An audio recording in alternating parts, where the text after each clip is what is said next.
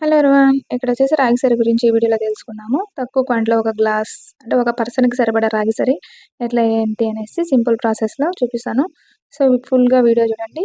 నా వీడియోని మొదటిసారి చూస్తున్న వాళ్ళైతే డెఫినెట్‌గా లైక్ చేయండి, సబ్స్క్రైబ్ చేసుకొని ఫాలో అవ్వండి. సో, దీనికోసం అయితే ముందుగా స్టవ్ ఆన్ చేసేసి ఇట్లా వాటర్ పెట్టేసుకుంటాం. ఒక గ్లాస్ వాటర్ వేసేసి బాయిల్ చేస్తా ఉన్నాము.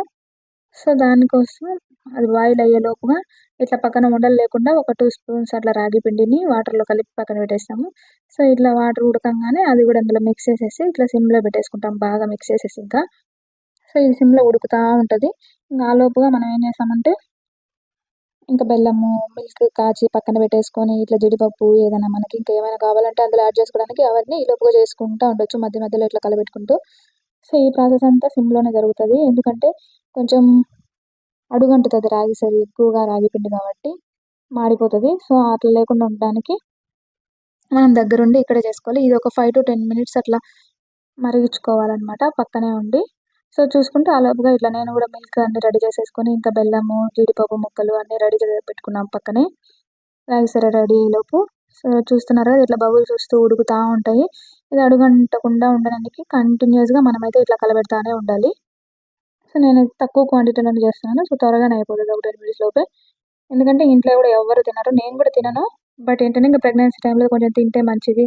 బ్లడ్ ఒస్తది. ఇంకా బోన్ స్ట్రెంత్ బావుంటది నాకు అండ్ లోపల బేబీకి అని అందరూ చెప్తుంటే ఇంకా సర్లే ట్రై చేద్దాం అనేసి.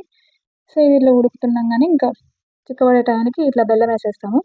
బెల్లం వచ్చేసి మనకు స్వీట్‌కి సరిపడా ఏస్తాము. ఇంకా నార్మల్ పీపుల్‌కైతే ఒక 3-4 టేబుల్ స్పూన్స్ అట్లా సరిపోద్ది. ఇంకా ఎక్కువ స్వీట్ తినే వాళ్ళైతే ఇంకో స్పూన్ యాడ్ చేసుకోవచ్చు. సో, బెల్లంలో గూడా కొంచెం వాటర్ ఉంటది గదా! అది గూడా మళ్ళీ వాటర్ ఇస్తే మళ్ళీ గట్టి పడేదాకా, చిక్కబడేదాకా బాగా ఇట్లా కలబెడతానే ఉంటాము. సో, ఫైనల్‌గా ఇంకో 5 మినిట్స్‌లో ఇలా కలబెడుతూ ఉండంగా రెడీ అయిపోతది. సో, చూసారు గదా! బాగా దగ్గర పడుతుంది. ఇట్లా వచ్చే టయానికి ఇంక రాగి సరి రెడీ అయిపోయినట్లే. సో, ఇంక స్టవ్ ఆఫ్ జేసేసి సర్వ్ చేసేసుకోవడమే. ఇది ఒకరికైతే సరిపోతది.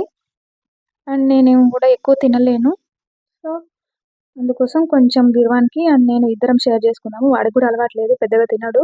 సో, అలవాటు చేద్దాం ఒక్కొక్క స్పూన్ అయినా డైలీ అన్నట్లు నేను కూడా ట్రై చేస్తున్నాను. ఇక నుంచైనా వీక్లీ వన్స్ ఆర్ ట్వైస్ అయినా తిందాము. మంచిది కదా ఇది అనేసి. సో, వాడికి కొంచెం, నేను కొంచెం హాఫ్ హాఫ్ ఈక్వల్‌గా షేర్ చేసుకుంటున్నాము. నేను కొంచెం మిల్క్ యాడ్ చేసేసుకుంటున్నాను. వాడికి మిల్క్ యాడ్ చేస్తే ఇంక తినడనే ఉద్దేశ్యంతో జస్ట్ నార్మల్‌గా ఒట్లి రాగి సరి మాత్రం ఇస్తున్నాను. అండ్ దీంట్లో కాంబినేషన్‌గా జీడిపప్పు ముక్కలు. ఎందుకంటే ఇదే పెద్దగా అలవాటు లేదు గదా! కనీసం అవన్నా ఉంటే పప్పులు అట్లా ఇట్లా అని ఏదో ఒకటి చెప్తే తింటాడనేసి ఇట్లా యాడ్ చేసుకుంటున్నాము. అండ్ మనకు గూడా తినేటప్పుడు అట్లా కాంబినేషన్‌గా మధ్య మధ్యలో జీడిపప్పు పలుకులు తగులుతా ఉంటే కొంచెం బావుంటది ఫ్లేవర్‌గా అనేసి యాడ్ చేస్తున్నాను. నేను ఇప్పుడే తింటున్నాను ఫస్ట్ టైము. అంటే గిర్వాన్ టైమ్‌లో గూడా లాస్ట్ 2 మంత్స్‌లో అట్లా తిన్నాను. ఎందుకంటే అప్పుడు గూడా కొంచెం బ్లడ్ తక్కువుంది. రాగి సరి ఇట్లా ఏమన్నా తినమని చెప్పారు డాక్టరు. సో, అందుకోసం ఇప్పుడే ఎందుకులే, ఇప్పుడైనా కొంచెం భయంగా ముందు నుంచే స్టార్ట్ చేద్దాము అనేసి ఇప్పుడు స్టార్ట్ చేస్తున్నాను. సో, ఫైనల్‌గా మా రాగి సరి రెడీ అయిపోయింది. ఇది కొంచెం బాగా మిక్స్ చేసేసి, ఎందుకంటే ఇది కొంచెం థిక్‌గా ఉంటది కదా పేస్ట్, అందులో మిల్క్ యాడ్ చేసేసరికి బాగా మిక్స్ చేసేసుకొని తాగేసేయడమే. సో, వేడి వేడిగా తాగాలి. లేదంటే మళ్ళీ వామిటింగ్ అయితది. అందుకే అప్పుడే తాగేస్తున్నాను. ఎర్లీ మార్నింగ్ లేవగానే జస్ట్ బ్రష్ చేసేసి తాగేస్తున్నాను. సో, మీకు కూడా నచ్చితే డెఫినిట్‌గా లైక్ చేయండి. Thank you for watching.